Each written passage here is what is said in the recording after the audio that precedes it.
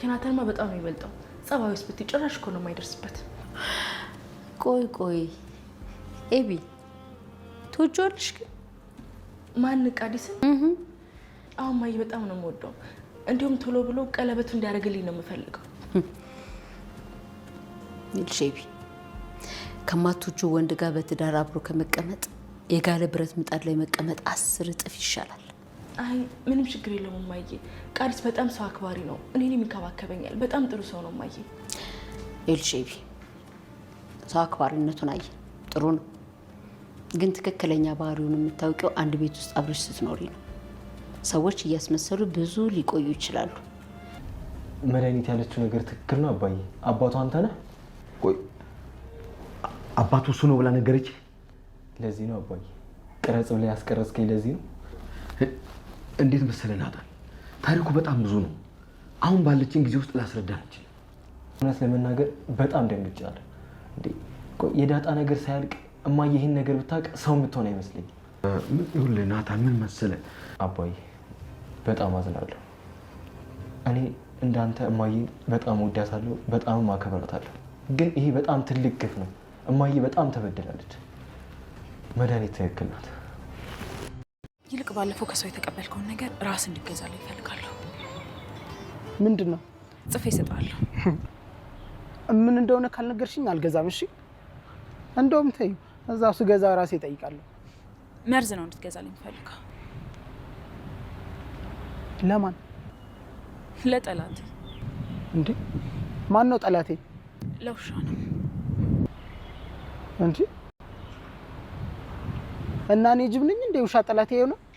አንተም ያውነ። ቆይ አሁን ትገዛለህ ወይስ አትገዛልኝ? ይኸውልሽ ለሰው ልትሰጪ ከሆነ አልገዛልሽም። እሺ ዛሬ ልጇን በስነ ስርዓት እየመከረች ትገኛለች ማለት ነው። ማርትዬ ያለውን ነገር እያስረዳቻት ትገኛለች። አብጌል ትክክለኛ ፍቅረሽው ነው ወይስ ናታንን ለመርሳት ብለሽ ነው እያለች እየጠየቀቻት ነበረ። እማዬ አፈቅረዋለሁ፣ ከናታን አይበልጥም፣ ጸባዩስ፣ መልኩስ፣ ሁሉ ነገሩስ እና ስለዚህ ደግሞ እኔን የሚንከባከበኛል እያለቻት ነበረ።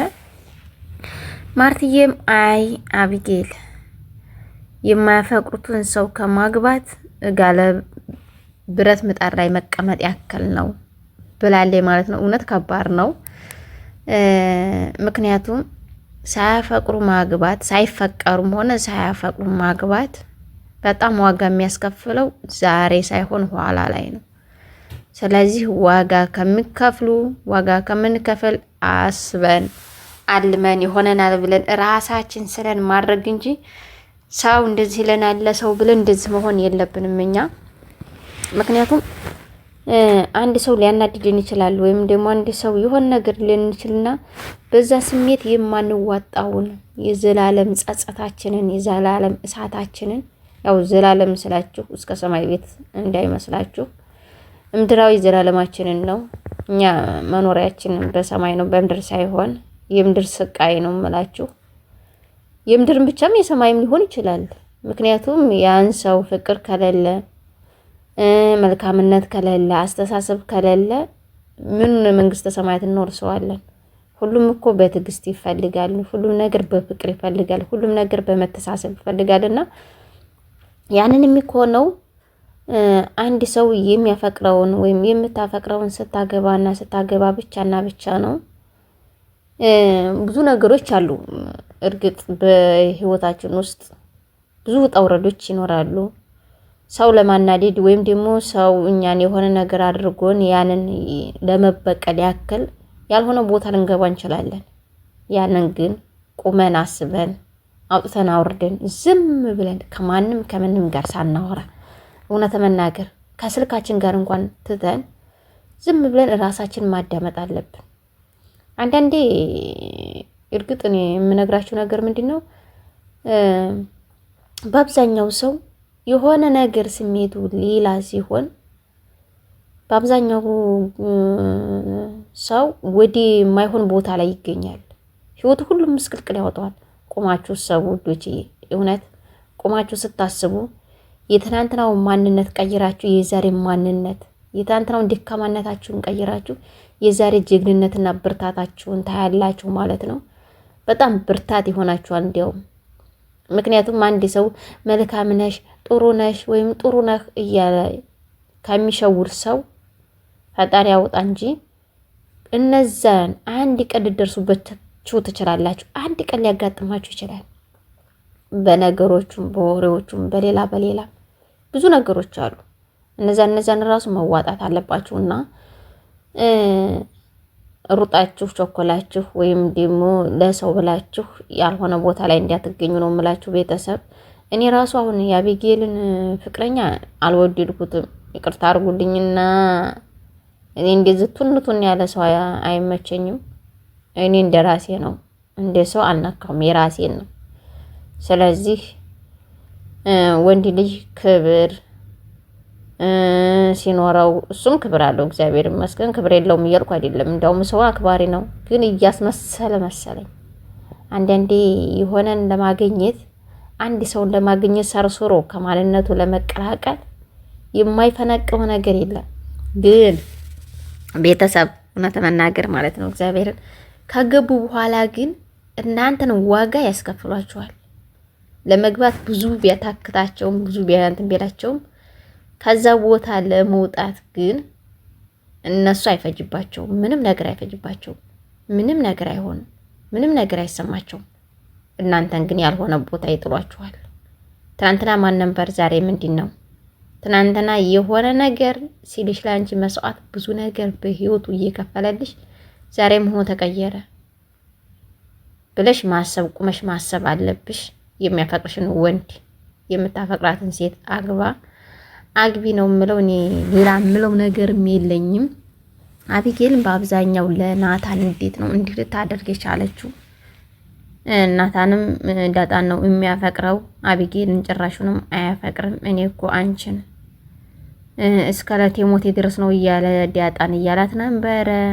ጋሽ ደረጀም ሰምቶ ነበረ የእነሱን ፍቅረኛ። ግን በትክክል ነው የምትወዳት የምታፈቅራት ወይስ ደግሞ ለማስመሰል ነው? እንደዚህ በኑ ወንድ ነህ እንደ አንተ እያለው ጋሽ ደረጀ ራሱ እየነገረው ይገኛል። ናታን አያባዬ እኔ እንደዛ አይደለሁም፣ ዳጣን እንፈልጋት ጊዜያዊ ወይም ደግሞ ለስሜታዊ ሳይሆን ለምስቴ ህይወት ያጋሪ የልጆች እናት ሆና እንድትኖርልኝ እንጂ የምፈልገው ሌላ ምንም ነገር የምፈልገው ነገር የለኝም።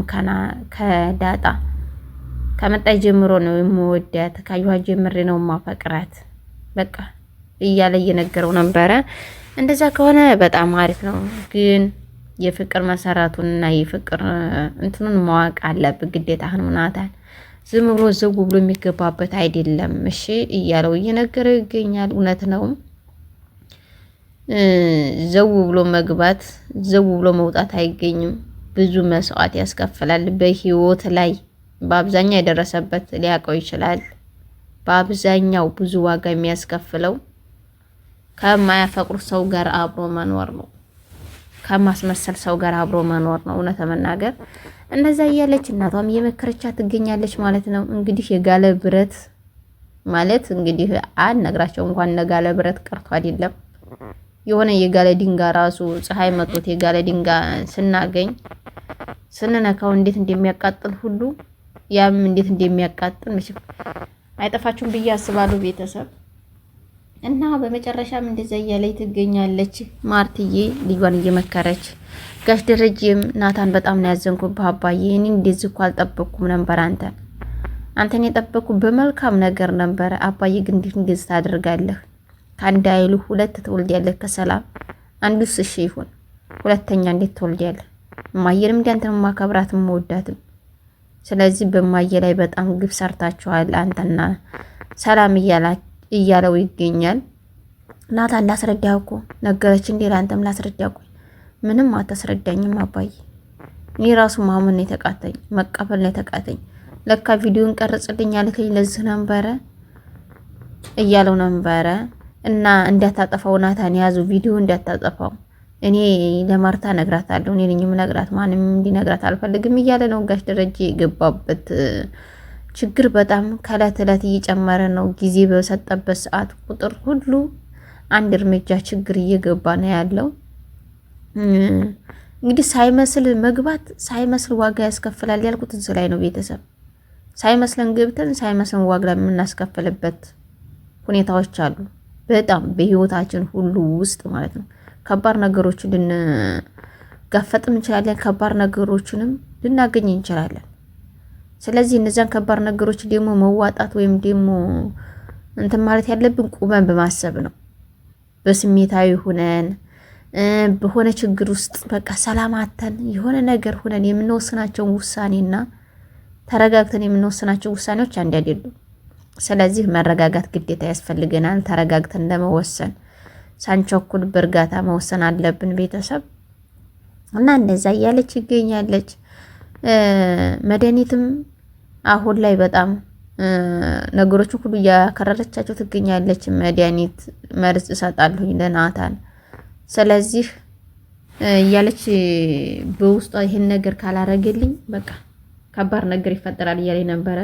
አርጁኑን ራሱ ይሄን ነገር የማደርገው መድኃኒት ግዛልኝ እና ና እያለችው ነበረ። ለምንድን ነው መድኃኒት ምገዛልሽ? ማን ልትሰጭ ነው እያላት ነበር። እንዲያው የለውም በሳቅ ለጥላት አለችው። ጥላት ምንድን ነው ሲላት ለውሻ አለችው። እኔ ጅብ ነኝ እንዴ ታዲያ ውሻ ለጥላት የምትሰጪው እያለ እየተከራከረ ነበረ። በላት እጃጃን ለማንኛቸውም ልሳጥ ነው ነገ እንትና አንጣልኝ ብር ይከፈልሃል እያለችው ነበረ። በቀጣይ ግን አዲስ ነገር ይዘን እስከምንገናኝ መልካም ጊዜ እያልኩ ቤተሰብ ከዙ ሰናበታችኋለሁ።